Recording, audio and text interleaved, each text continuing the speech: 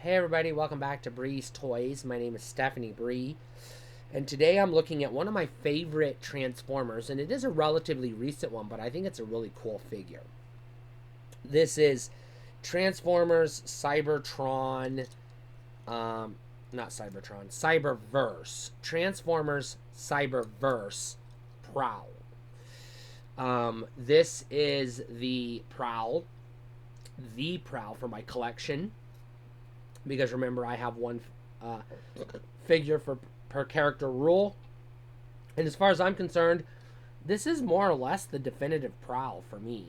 This is what I want in a Prowl figure: a big, bulky, badass looking cop soldier dude that turns into a pretty cool police car. So really good articulation. Now you got to move these chest missiles out of the way to get to the head, but you can bend the head a little bit. You can turn it. He can turn his head just a little bit. You can't bob, really. There is no waist articulation. These things are spring loaded, so they're just going to be up.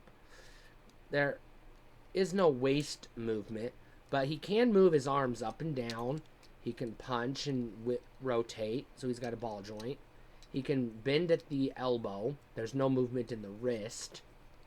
So you can kind of get a good punch movement going, get some good poses. He can do the splits. He can kick all the way forward, all the way back. He can bend at the knee. There's no rocker in the feet, though. But pretty good looking action figure and a pretty good looking robot soldier for the Autobot army. I like the detailing on him, the colors. Pretty good toy. I'm not a fan of this spring-loaded bullshit, but it is part of the transformation, but it's very annoying.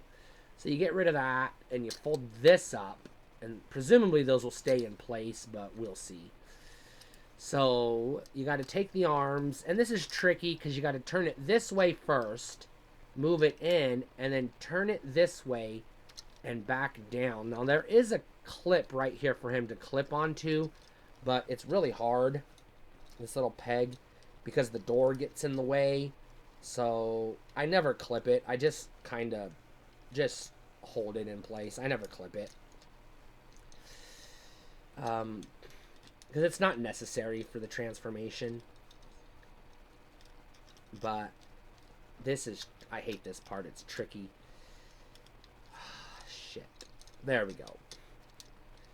And once you get him in, once you get the arms situated, you fold the feet up like this, and then you just bend the knees in to car mode. Pretty basic transformation. There's a peg on the car, on the legs, and there's a peg right here. You just snap into place and you close the doors, and there are pegs on the doors, and there you go.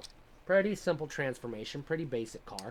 Pretty good looking police car, I would say. More Cybertronian, futuristic looking than human Earth style vehicle, but very reminiscent of the animated series Cyberverse that it's based on, which, I'm going to be honest, Cyberverse is currently my favorite toy line to collect because it has the most interesting figures and diversity in the cast.